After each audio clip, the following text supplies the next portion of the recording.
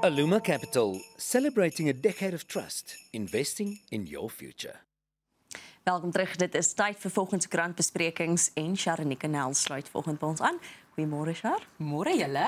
Môre dame. Ons begin by die G20 en daar het baie gebeur, paaie wat gesluit is, mense wat gesê het hulle kom nie, maar dit het toe nou gebeur en dit klink vir my redelik goed afgeloop. Wat het alles daar gebeur? Wel, die reaksie van die internasionale leiers is oorweldigend positief. Ek dink oor die algemeen, kom ons haal nou maar die paaie uit die equation uit, is dit 'n positiewe ervaring geweest vir baie mense. Ja, daar was sekere gevalle. Ons weet daar was 'n vermeende kapery geweest van 'n rampokker wat nie besef het dat dit een van die sekuriteitsvoertuie is van die G20 nie.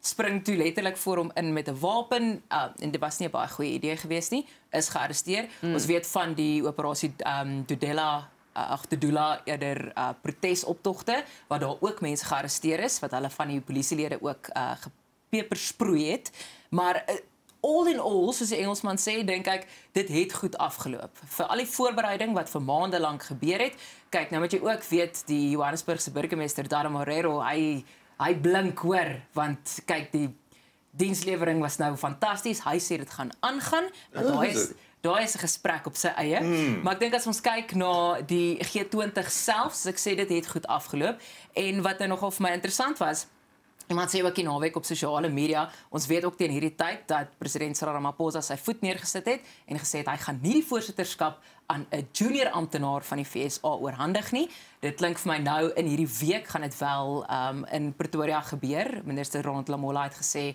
hulle sal dit oorhandig aan iemand wat dieselfde vlak van autoriteit het as 'n minister. So die ekwivalent van ons ministers dan nou. Ons weet nog nie watter Amerikaner dit gaan vat nie, maar daar was nog 'n mooi oomblik geweest. Jy kan gerus gaan kyk na die video ook. Dis oral in die nuus waar hy daai in Engels is dit 'n gavel. Ek voel nie gemaklik met die woord gavel nie, so ons gaan met voorsitters hamer. Wat hy toe nou omgeslaan het soos 'n wafferse regter en gesê het hiermee gee hy dan nou die voorsitterskap oor en hy sê toe wel hy moet dit oorgee aan die FSA, maar ek weet nie wat om met dit ding te doen nie. Dit was eintlik nogal 'n heel, ek gaan nou maar sê, 'n oulike, dis nie regtig die woord wat mense gebruik in terme van 'n politiese situasie nie, maar die Brasiliaanse president het langs hom gesit, by wie ons die voorsitterskap in 2024 oorgeneem het. En hy het nog 'n grappie gemaak met Ramaphosa en gesê, maar hy sal hom vat dan nou, en hy sal hom vir Amerika gaan gee. En daar's 'n ander leier wat buite kamera ook gevra het, maar waar is hulle? En Ramaphosa sê toe ook, nee, hulle is nie hier nie. So, die voorsittershamer bly nou maar in die besit van Suid-Afrika tot hierdie week toe. Ek dink ook net wat mens moet onthou is die verklaring wat deur wel al 19 G20 leiers wat die beraad bygewoon het, geteken het. En wat interessant is ook, letterlik die eerste paragraaf van die verklaring wat ons Saterdag van gehoor het, wat 'n baie groot oorwinning is vir die voorsitterskap van Suid-Afrika, was dat daar 'n groter fokus moet wees op samewerking tussen lande. En dit was van die begin af die een ding wat die FSA gekant was teen. En die minister van buitelandse sake van Amerika, Marco Rubio, het juis gesê dit gaan teen die Amerikaanse idee van wat hulle noem America First, Amerika eerste. Maar die verklaring is nou geteken, want daar was toe nou niemand wat dit kon teenstaan nie. Maar so as jy wil, dit is 'n ding moet jy daar wees. Sê ek ook. Maar nou ja, dan moet ons praat oor ek wil nou maar sê iemand van die vloot wat nou regtig sy kop op 'n blok sit. Wat sê, is dit dalk so dat politici die begrotings van byvoorbeeld die vloot snoei omdat hulle gemaklik daarmee is om syndikaate vrylik te laat werk? Dis nogal 'n vloot groot kop met baie guts. En wat vir my interessant is, as jy ook gaan kyk die laaste paar maande, dit voel vir my, en ek kan verkeerd wees, of ons nogal redelik baie hooggeplaaste militêre offisiere het wat redelik uitgesproke raak oor verskeie aspekte van hoe die weermag bestuur word, maar spesifiek in terme van die finansiële bestuur. So, Vice-admiraal Monde Lobbe sê, ons het al vroeër gebeur, wat hy tydens 'n gala aand hierdie spesifieke opmerking gemaak het. Wat hy gesê het, maar dit word net gesnoei, en kan dit dan nou nie wees as gevolg van die feit dat daar nou eerder geld, kom ons sê nou maar, baie mooi onder die tafel dan nou na byvoorbeeld 'n misdaadsyndikaat toe gevloei word nie. Hy was geroskam deur Angie Motshekga. Sy was glad nie beïndruk gewees met sy opmerkings nie. Maar oor die algemeen sê mense dat hy die volste reg gehad om te sê wat hy gesê het. Want ons weet ook dat daar 'n redelike groot probleem is in terme van die vloot dan nou en die hele militêre opset in Suid-Afrika se finansiering is.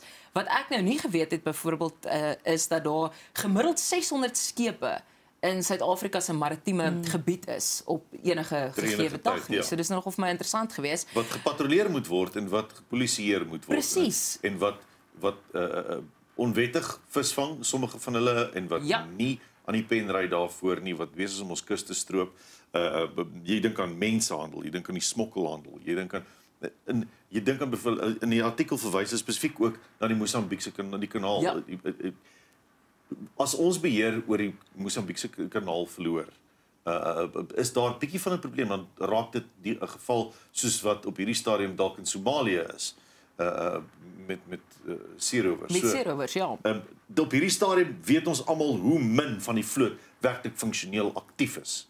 En ek dink dis hoogtyd dat 'n minister vir 'n slag die mense wat daarmee werk, byvoorbeeld die visie-admiraal, vertrou in sy opinie en hy doen dit elke dag. Hy weet wat takties en wat logistiek gewys die benodigdhede is. Ek dink is tyd vir die minister. Ek dink die minister, niemand van ons kan dink dit 'n politieke aanstelling presies weet wat dit is. Nee, glad nie. Ek dink dis in elk geval in die status quo van ons land. En ek het hier al van tevore gesê en ek sal dit weer sê. My probleem is dat ons minister soos pionne rondskuif en jy kan nie skuif van 'n onderwys byvoorbeeld na om skielik die weermag en die vloot te moet beheer nie.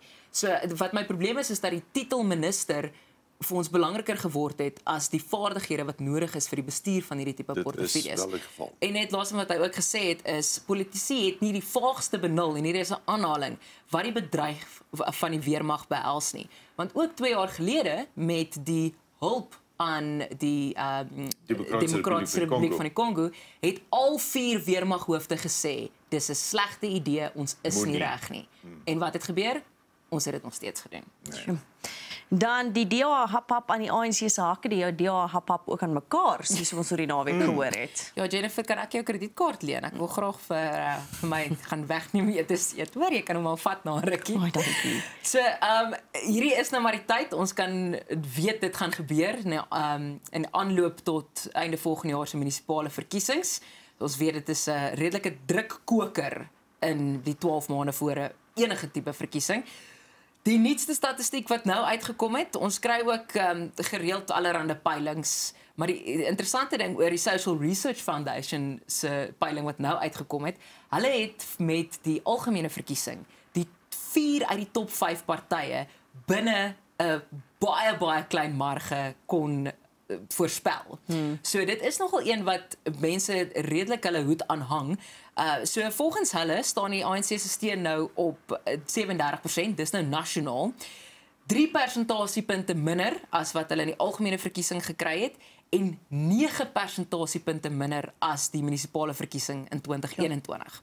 Waar die DA daarteen 32%, dis nou weer eens ook algemeen nasionaal, 10 persentasiepunte meer as in die algemene verkiesing verlede jaar.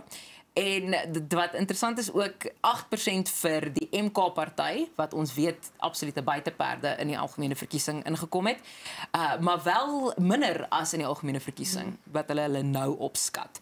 So ons gaan, soos ek vir sê, baie van hierdie tipe peilings sien. En omtrent so 3 maande gelede was daar ook 'n peiling wat wel gesê het dat die ANC staan weer op so 40%, maar nou, skaars 3 maande later lyk dit of hulle weer teruggesak het. Dit gaan wel interessant wees om te sien wat die impak van iets soos die G20 se sukses gaan hê op hierdie tipe peilings vorentoe. Jy verwys nou na die MK party en daai peiling is ook daar betrokke, maar nou moet mense praat oor die MK, kan mense maar sê die royalty van MK, want ek dink nie dis 'n demokraties aangestelde party nie, maar goed, die familiebesigheid. Die familiebesigheid beklei met mekaar, smaak dit my, want in Nkosazana, Bonganini, Zuma en Nkube Jacob Zuma se dogter het van dese week 'n strafregtelike klag teen haar suster, Duduzile Zuma Sambutla, en 2 ander aanhange gemaak, spesifiek oor die MK-lede wat op hierdie stadium vir Rusland veg in die Oekraïne. So as jy 'n week gelede vir my gesê het, jy gaan geld daarop sit dat byvoorbeeld dat Duduzile Zuma en daai storie wat ons verlede week gehoor het iets met mekaar te doen het, so ek sou my geld verloor het. Want ek het dit hier glad nie verwag nie. Ook net einste Duduzile Zuma wat in die hof is tans nog steeds wel die internasionale media noem dit terrorisme klagtes oor Dit is tegnies gesproke veronderstel om dit te wees, ja. Presies ja, hulle is oor die optogte en proteste. Want sy aangehits het basies en ons weet sy Oënskynlik. ja. Kom ons sê oënskynlik. Na bewering, kom ek wees 'n goeie joernalis en dit maak nie my eie uitlatings nie. Maar ja, so die een suster het dan nou die ander suster daar's 'n strafregtelike klag aan haar gemaak.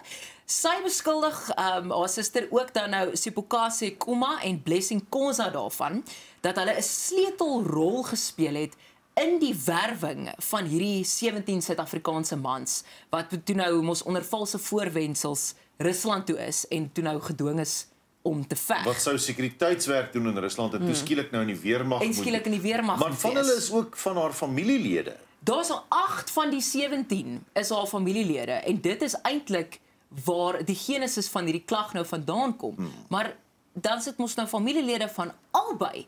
So toe nou net jy gesê dis 'n familiebesigheid, dis werklik 'n familiebesigheid hierdie. So Brigadier Atlena Mate, die polisiewoordvoerder, het bevestig dat daar is 'n ondersoek aan die gang om te kyk wie betrokke was by die werwing hiervan. Hulle sê al wat hulle kan wel sê is daar is 'n saak geregistreer. Maar dis soos 'n seepie, maar nie eers 'n seep, dis soos 'n telenovelle. Ja, verseker. Ja, dan gaan ons na buitelandse nuus toe, want dit is interessant wat hulle nou sê. Hulle wil hê eintlik mense moenie drink en bestuur nie. En hierdie is veral in die Verenigde Koninkryk en kyk, kom ons jok nou nie vir mekaar nie, dis ook maar 'n dors geografiese gedeelte van die wêreld is die Verenigde Koninkryk. So eintlik maar 2 stories wat by mekaar aansluit is dat die hoof van polisie in Engeland dan nou spesifiek, hy sê hulle wil dit die Engelse noem dit maar 'n pint. Ja. So ons noem dit 'n draft. Ek weet dis nie presies dieselfde nie, maar kom ons vir argumente onthaalwe. Hy sê hulle moet die wettige limiet afbring na 1 pint toe. Dit is tans 2. Want daar was nogal 'n redelike groot probleem met dronk bestuur in die Verenigde Koninkryk en Engeland nou spesifiek. Maar die ander studie wat dan gesê het 3 uit 5 inwoners van die Verenigde Koninkryk sê 0. Jy moet die limiet 0 maak. En toe het hulle nou die spesifiek in die omgewing van Devon en Cornwall 260 clubs, kroë en restaurante wat nou 'n reël ingestel het as jy ek dink altyd wat is die mooi Afrikaanse woord? Daar's nie 'n lekker Afrikaanse woord wat so lekker is. Die nugter bestuurder moet Ja, wees. maar dit sê nie so lekker soos desi nie of designated Ja. driver nie. As jy dan nou bewys dat jy die nugter bestuurder is van jou groep vriende, gee hulle vir jou gratis koeldrank die hele aand deur. Wow. En dis eintlik vir my 'n heel oulike konsep, want ook Jy moet kyk na jou suiker as jy uitstap. Dis 'n hele ander. Kyk, maar ek dink wel dat jy minder gevaarlik op die pad is in 'n suikerkoma as wat jy gaan wees as jy te veel drink. So dis nou maar net vir my 'n heel oulike idee gewees wat hulle dan nou spesifiek soos ek sê in die Verenigde Koninkryk vir jou gee. Dan, dis nie elke dag dat jy 'n Boeing 737 verloor nie. Yes. Of hom misplaas nie of sê, "Ekskuus tog, Willem, waar het jy daai Boeing neergesit? Ek sien hom nie hier nie." Maar in Indië het dit gebeur. Maar die probleem is dan nou by die Kolkata lughawe, die Boeing is nog heeltyd daar. Hy staan in 'n hoek. Jy weet ons almal het 'n laai vol goed wat jy net deurmekaar laai. Ek wil weet of hierdie Boeing daar gestaan het in die deurmekaar laai van die Kolkata lughawe. Julle die ding staan letterlik nou daar vir 13 jaar. En nou die dag sê iemand, "Okay, hoorie, maar kan ons hom verwyder asseblief? Kan iemand die laai skoonmaak?" So kom hulle toe nou agter dat hierdie Boeing letterlik nou al vir meer as 10 jaar op geen bateregister is nie. Want wat gebeur het was, aanvanklik was dit 'n Air India Boeing gewees, wat 'n staatsbeheerde entiteit was, maar toe later geprivatiseer is. En in daai oorgang, julle het die ding net van die boeke afgegaan. Hy's nie opgeskryf. Hy's nie opgeskryf nie. Hy was wel op 'n stadium was hy in 'n verkoopstransaksie, maar iemand het die ding gekoop sonder om hom nou blykbaar ooit te gekry het, want julle daar staan hy. Hy het in 'n hoek op die lughawe. Hoe staan 'n ding in 'n hoek op 'n 13 lughawe vir 13 jaar en niemand vra wie se Boeing is hierdie nie? Ek weet nie hoe koop jy dit en jy kry dit nie en jy vra nie daai vraag nie. Ja, want toe hulle agterkom, toe hulle iemand vra om te kom verwyder. Toe doen hulle nou interne audit want hulle kry geen papierwerk wat sê hoorie maar hier's waar die Boeing vandaan kom nie. So hulle het nou uiteindelik agtergekom hoorie maar dit is eintlik onsin, maar jy kan hom nou maar verwyder. Mense verloor baie keer goedjies, dis nou maar so. 'n Boeing, ja. Boeing. Dis my kar steeds. Presies. Sjoe, dankie vir die saamgesels vanoggend.